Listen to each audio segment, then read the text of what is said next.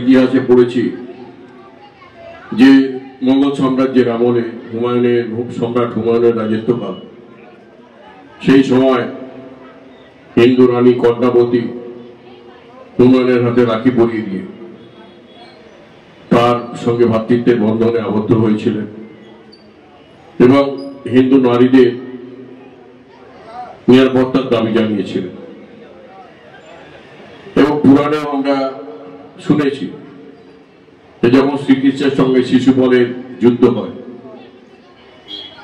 তখন শ্রীকৃষ্ণের তর্জনী কেটে গিয়েছিল, সেখান দিয়ে রক্তপাত হচ্ছিল। তখন দ্রৌপদী তার শাড়ি ছিঁড়ে সে হাতে বেঁধে দিয়েছিলেন, তর্জনীতে বেঁধে দিয়েছিলেন, রক্তপাত বন্ধ হয়েছিল। শ্রীকৃষ্ণ তখন দ্রৌপদীকে বলেছিলেন, আমি তোমার বিপদে তোমার পাশে থাকবো, তোমাকে রক্ষা করবো। পরবর্তীকালে আপনারা জানেন যে দ্রৌপদীর বস্ত্রহরণের সময় কিভাবে শ্রীকৃষ্ণ তার সম্ভ্রম, তার মান সম্মান রক্ষা করেছিলেন। তো সুতরাং আজকের দিনেও আমাদের বোনেরা আমাদের হাতে রাখি পরিয়ে দিয়ে আমাদের দীর্ঘ জীবন কামনা করেন, আমাদের মঙ্গল কামনা করেন। সেই রকম আমরাও আমাদেরও সকলকে, সমস্ত ভাইদের শপথ দিতে হবে যে আমরা আমাদের সমস্ত শক্তি দিয়ে, জীবন দিয়ে বোনেদের রক্ষা করব। যে ঘটনা ঘটেছে আরজি করে, বর্বরচিত পৈশাচিক, এই ঘটনার নিন্দার ভাষা নেই। যারাই এই ঘটনার অপরাধী, সে যিনিই হোক, যত বড় ক্ষমতাশালী হোক, তিনি যেন দৃষ্টান্তমূলক শাস্তি পান। এমন একটা দৃষ্টান্ত স্থাপন সারা পৃথিবীতে, যাতে ভবিষ্যতে এই ক্রাইম আর কেউ করতে সাহস না হয়, এই কাজ করতে কেউ সাহস না হয়। এবং এই ছাড়াও আমাদের হাওড়া, আমাদের বাংলার যে ভৌগোলিক অবস্থা, কখনো কোনো জায়গায় গ্রাম, ধুধু প্রান্ত, ধানক্ষেত, শুনশান রাস্তা, আবার কোনো জায়গায় শহরের এদো গলি। তা সুতরাং এখানে কোথায় কি হচ্ছে সকলের পক্ষে জানা সম্ভব নয়। সুতরাং আমাদের বিভিন্ন ক্লাব, বিভিন্ন শাখা সংগঠন, বিভিন্ন স্বেচ্ছাসেবী সংস্থা, আমাদের যুবকদের দায়িত্ব নিতে হবে। আমরা আমাদের বোনেদের সর্বশক্তি দিয়ে, আমাদের জীবন দিয়ে রক্ষা করব।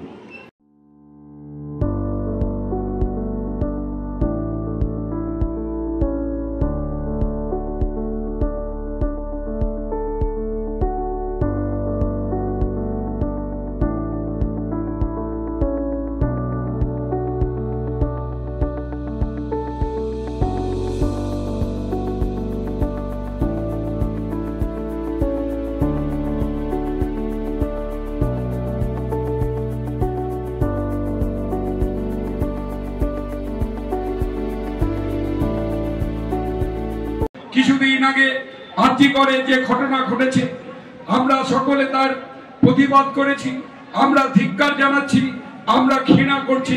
আজকে সিবিআই দায়িত্ব নিয়েছে, আমরা সিবিআই এর কাছে আমরা আবেদন করছি, যত দ্রুত সম্ভব প্রকৃত দোষীদের তদন্ত করে বার করুন এবং তার সাজা, দৃষ্টান্ত সাজা দিন। যদি তদন্ত আপনারা দ্রুত শেষ করতে না পারেন, তাহলে মনে রাখবেন, বাংলার সকল মানুষকে সঙ্গে নিয়ে সিজিও কমপ্লেক্স দিল্লিতে পর্যন্ত আমাদের নেত্রী মমতা বন্দ্যোপাধ্যায়ের নেতৃত্বে আমরা কিন্তু আন্দোলন করে তুলব। আমরা চাই প্রকৃত দোষীর শাস্তি হোক, কোন রকম টাল বাহানা আমরা সহ্য করব না।